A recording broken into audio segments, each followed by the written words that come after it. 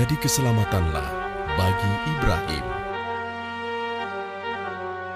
Bangsa Babilonia adalah bangsa yang tidak mempercayai Allah. Mereka justru menyembah bintang-bintang. Salah satu dari bintang tersebut adalah Marduk, yang merupakan bintang terbesar dalam pandangan mereka. Para imam membangun kuil suci bagi Marduk. Selain Marduk, mereka juga menyembah Namrudz, raja mereka. Siapakah Tuhan kalian? Engkau, wahai Namrudz yang agung. Siapakah Tuhan kalian? Engkau, wahai Namrudz yang agung. Siapakah Tuhan kalian? Engkau, wahai Namrudz yang agung. Bagus. Kalian orang-orang yang cerdas. Akulah Tuhan sekalian alam. Demikianlah keangkuhan seorang Namrudz. Ia merasa besar dengan kekuasaannya, dan ia benar-benar mengangkat dirinya sendiri menjadi Tuhan yang perintahnya harus ditaati. Sampai pada suatu ketika dalam sebuah pertemuan agung dengan para peramal, salah seorang di antara mereka menyampaikan,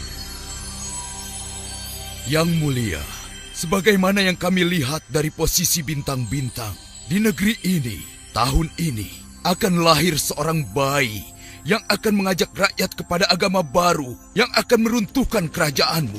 Berhati-hatilah, Yang mulia. Apa yang dikatakannya benar. Sebaiknya Yang Mulia segera mengambil tindakan. Baiklah, aku percaya.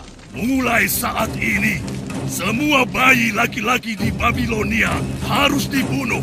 Semuanya. tanpa pikir panjang, Namrudz mengambil keputusan yang sangat mengerikan. Serta-merta, ia mengerahkan seluruh tentaranya untuk membunuh semua bayi laki-laki di Babilonia. Sementara itu, di sudut kota Babilonia, tinggallah seorang pembuat patung terkemuka bernama Azar. Ia sangat terpukul mendengar perintah Raja Namrudz, Tuhannya selama ini. Dikarenakan istrinya tengah hamil tua dan tinggal menunggu waktu untuk melahirkan anak pertamanya. Wahai istriku, sungguh aku takut tentara Namrudz akan menemukan engkau dan membunuh anak kita yang akan terlahir nanti. Demi Marduk Tuhan kita, aku akan membawamu keluar dari sini. Kita harus bersembunyi hingga keadaan aman. Oh, baiklah. Kalau begitu, aku akan bersiap-siap. Wahai Namrudz yang agung, semua bayi laki-laki di negeri ini telah kami bunuh tanpa kecuali. Bagus. Namrudz demikian puas mendengar laporan tentaranya. Dia merasa aman sekarang. Tahun demi tahun pun berlalu. Anak Azar yang telah disembunyikan itu telah tumbuh menjadi anak yang kuat dan cerdas. Ia bernama Ibrahim. Suatu ketika, Ibrahim bertanya kepada ibunya, Ibu, tahukah engkau siapa Tuhanku? Ya ampun, kenapa dia bisa bertanya seperti itu? Akulah Tuhanmu, nak. Lalu Tuhan ibu siapa? Tuhan ibu, sudah pasti ayahmu. Kalau begitu, Tuhan ayahku siapa? Ibrahim, kenapa kau bertanya seperti itu? Tentu saja Namrudzlah Tuhan ayahmu. Lalu Bu, siapa Tuhan Raja Namrudz? Ya Tuhan, bagaimanakah aku harus menjawabnya? Jangan-jangan inilah anak yang dikhawatirkan oleh Raja Namrudz. Inikah anak yang akan mengubah agama dan kepercayaan masyarakat Babilonia? karena tidak puas dengan jawaban sang ibu, Ibrahim kecil pun keluar dari gua dan ia mencoba mulai mencari siapa Tuhannya. Malam pun datang. Saat itu bulan purnama bercahaya menerangi malam. Wow, inilah rupanya Tuhanku. Ibrahim kecil sangat kagum dengan bulan purnama itu. Sekali lagi ia yakin itulah Tuhannya. Tetapi tatkala pagi menjelang, Kenapa dia menghilang? Kemana sinarnya tadi? Dia pasti bukan Tuhan. Wow, ini pasti Tuhanku. Indah sekali. Besar dan sangat terang. Pasti dia kuat sekali. tetapi Malam pun datang. Pasti dia juga bukan Tuhan. Tuhan tidak mungkin pergi. Demikianlah, Ibrahim kecil merenung dari hari ke hari. Ia mencari siapa Tuhannya. Ia telah mengamati semua yang ada di alam ini, sampai akhirnya ia menyimpulkan bahwa Tuhannya adalah Tuhan yang menciptakan alam semesta. Dialah Allah yang Esa. Beberapa tahun kemudian, di usianya yang dewasa, Ibrahim pun diangkat menjadi utusan Allah. Beliau pun kembali kepada kaumnya di negeri Babilonia. Beliau pun memenuhi tugasnya menyeru manusia kembali kepada Allah.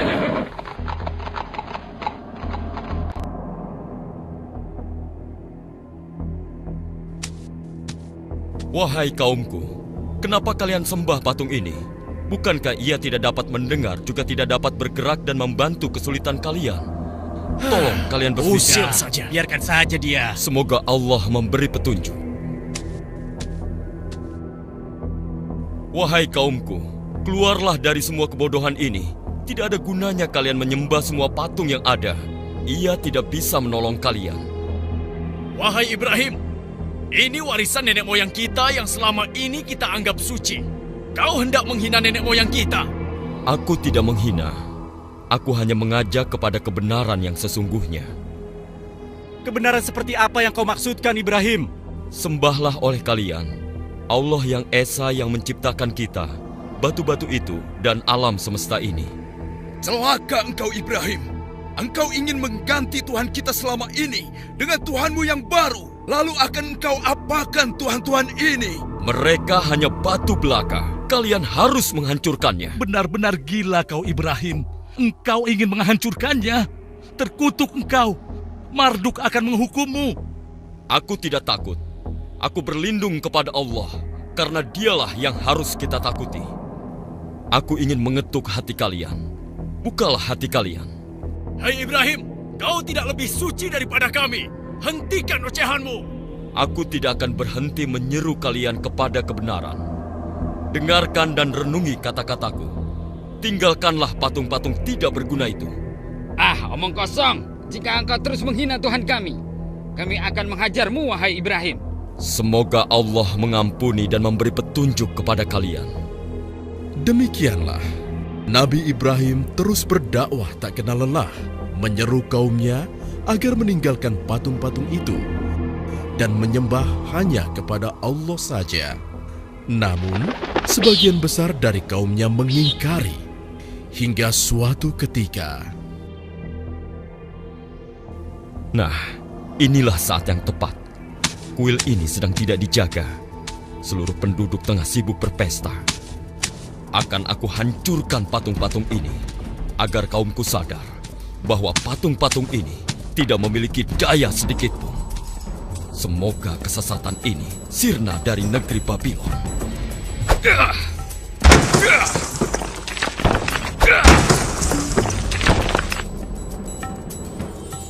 Nabi Ibrahim menghancurkan semua patung-patung milik kaumnya, kecuali berhala yang paling besar yang disebut Marduk. Bahkan Nabi Ibrahim menggantungkan kapaknya pada patung tersebut. Kemudian, kegemparan pun terjadi.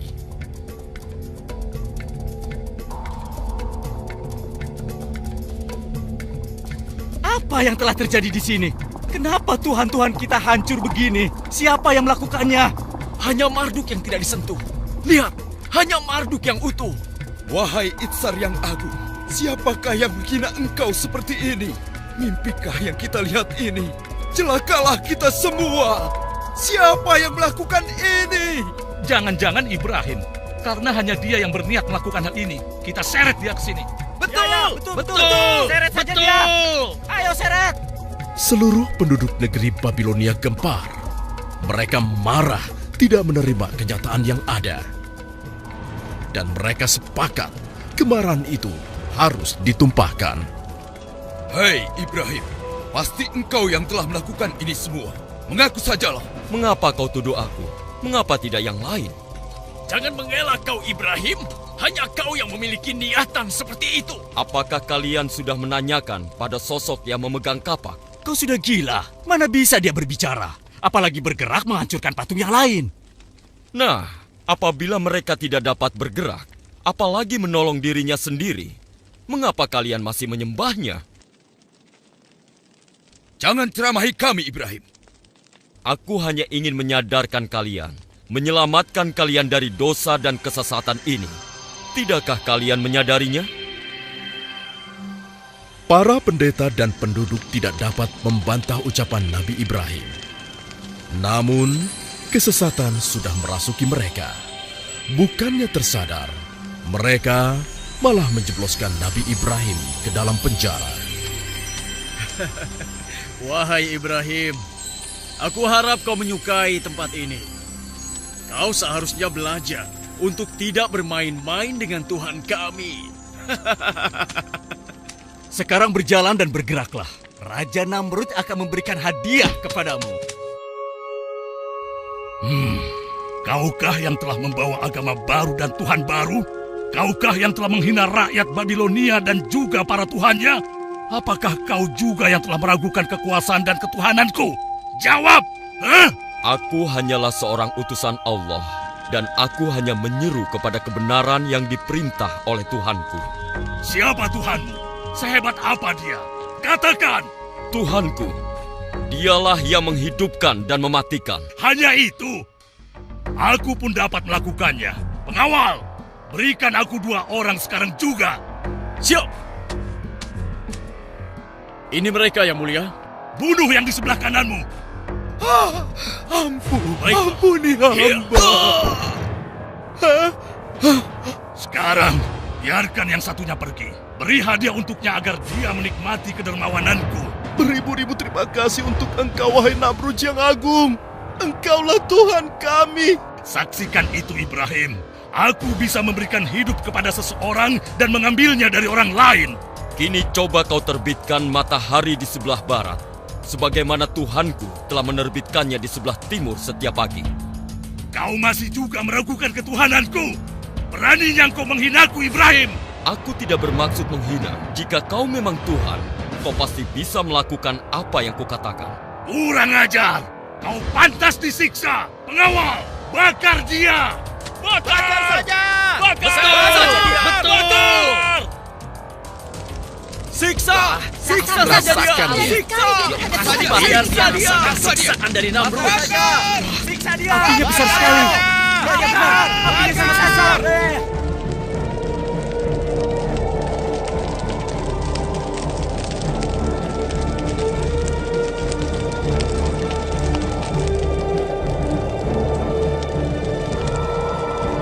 Ya Allah, aku berserah diri kepadamu. Engkaulah pelindungku di dunia dan di akhirat.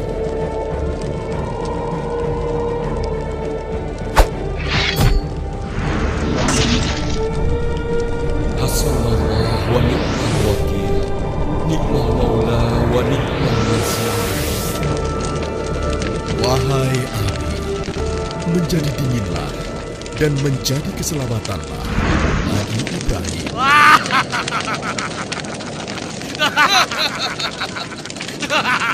Rasakan siksaan Namrud.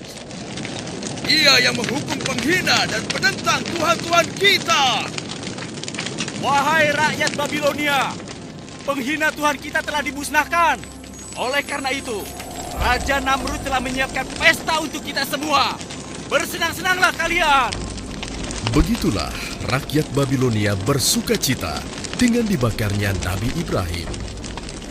Namun, seiring dengan padamnya api, keajaiban terjadi. Ya Tuhan, lihatlah. Apa itu? Bukankah Ya itu Ibrahim? ampun. Iya, terbakar. tidak terbakar ya. Seluruh rakyat Babilonia terkejut. Ini kejadian yang sangat ajaib. Meskipun demikian, masih saja sebagian besar dari mereka mengingkari kebenaran yang dibawa oleh Nabi Ibrahim. Mereka bersama Raja Namrudz berlaku semakin kejam terhadap Nabi Ibrahim dan pengikutnya. Oleh karena itulah, Allah memerintahkan Nabi Ibrahim dan pengikutnya untuk hijrah keluar dari Babilonia. Setelah kepergian Nabi Ibrahim dan pengikutnya meninggalkan negeri Babilonia, turunlah azab Allah atas Namrudz dan penduduknya yang ingkar di Babilonia.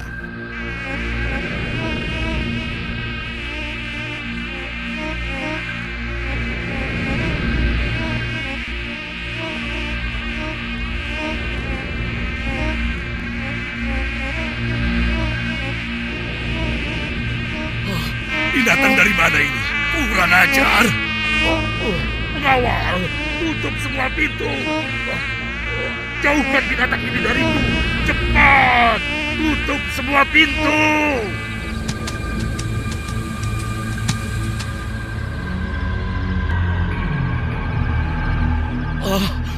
Mengapa bisa begini?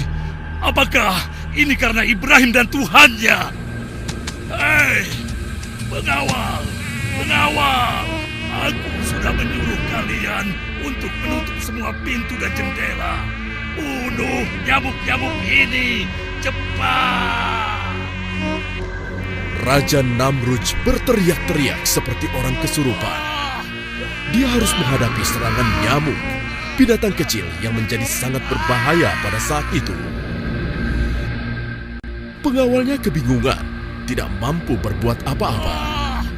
Nyamuk itu begitu ganas menyerang Raja Namrudz, sampai akhirnya seekor nyamuk masuk ke dalam otaknya.